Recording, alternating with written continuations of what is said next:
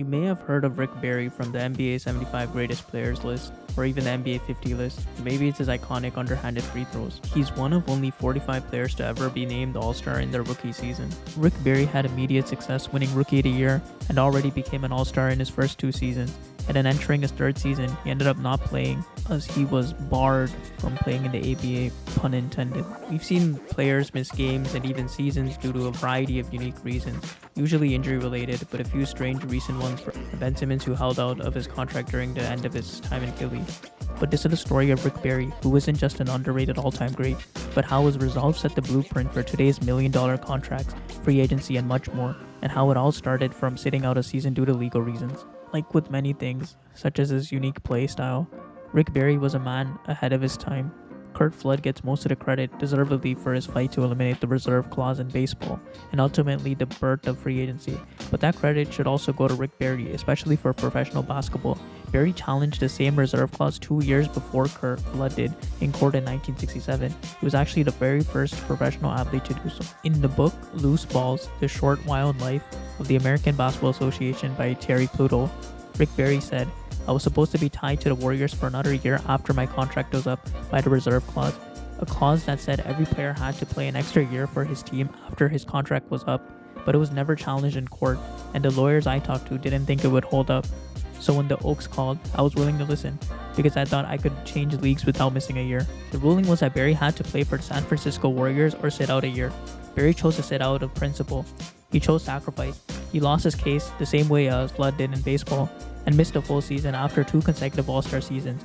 Owner of the San Francisco Warriors, Franklin Milu's legal bill had already soared past $100,000. The cost of Barry's defense was also expected to be near that, so financially Barry lost a lot to challenge the reserve clause. But he didn't do it for the money. The money was comparable, and I really wasn't holding one side against the other and asking what you'll pay me and then go back to the other side and say, what will you pay me, and play both ends against the middle. I didn't do that. Everyone thinks it was because of the money, but I know that I could have asked Franklin Milu for the same amount, and after he gulped 2 or 3 times, he would have given it to me. As the 1967 Sports Illustrated story by Frank Deford titled The Education of Rick Barry details, each owner is working diligently, but in the comforting knowledge that at worst he has made a lively bad investment. Financial disaster faces none of them, will remember about tax write-offs and are helped by an expert accountant. But for 23-year-old Rick Barry, a part owner of the new Oakland Oaks, the risks are somewhat higher. The money he has invested is real basketball money, and the gamble is his basketball life. He has left the security of the established National Basketball Association and the San Francisco Warriors to go across the bay to the Oakland Oaks, and he is the only NBA star left in the ABA. Barry sacrificed a lot more than just financially, as the Oakland Oaks later folded, and then led to teams and places he never wanted to go, but the gain was ultimately in the benefit of everyone else. Many of today's NBA players and even athletes across different professional sports leagues are profiting off what he accomplished in the courts in the late 1960s. When the courts allowed Barry to change leagues after sitting out a year, the legal foundation upon which pro sports salary structures were built started falling apart, giving birth to free agency. The ABA had its first NBA player, who was also one of the biggest rising stars of basketball, and that ended up launching a bidding war. The bidding war gave players an option to choose between leagues. It's increased their average salaries from $18,000 in 1967 all the way to $110,000 in 1975. When the NBA wanted to stop the spending war by merging with its rival league, it's the NBA players that blocked it, because they knew it was a golden opportunity to keep the salary war going.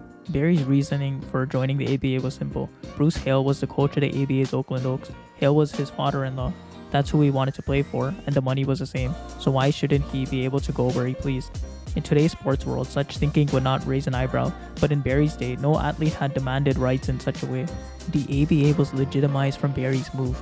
Barry's stature gave other NBA players and top college players the green light to go to the new league. With his highly publicized lawsuit to invalidate the reserve clause, Rick Barry pushed the idea that every professional athlete can control their own contract. Barry's presence in the ABA helped the league survive, and it kicked off a salary war with the NBA that soon saw fringe players receiving $100,000 no-cut contracts. The enormous contract soon spread to football and then to baseball, which is still undergoing dramatic change under the new free agency system. He was also one of the first pro athletes to hold his own with management on the legal front, which led the way for future court cases by athletes. Let me know in the comments, and I could make a future video talking about the legitimization of the ABA, which led to the Oscar Robertson case to grant the Sherman waiver, which ultimately gave players the benefit of free agency, the right to choose where they work and play. So why does Rick Barry get no credit or acknowledgement for contributing towards free agency, player empowerment? Well, the main reason was he was widely hated during his playing career by teammates, players, owners, management, and even the media. In 1974, Sports Illustrated Ron Reid described Rick Barry as someone who would sooner give blood than give the ball to a teammate. Mike Dunleavy quoted Rick Barry as, "He lacks diplomacy. If they sent him to the UN, he'd end up starting World War III." Even the articles of the time, while reporting the case, never failed to shine Barry in a greedy light because they, like many, hated Barry to the point of not wanting to give him credit. And I'm not even one of the 25 highest paid players in the NBA, but people brand me as money hungry. I guess I've inherited the reputation because I was the first name player to go to the ABA. Rick Barry said, "It bothers me to know that people don't like me based on what they see and not based on what I'm really like.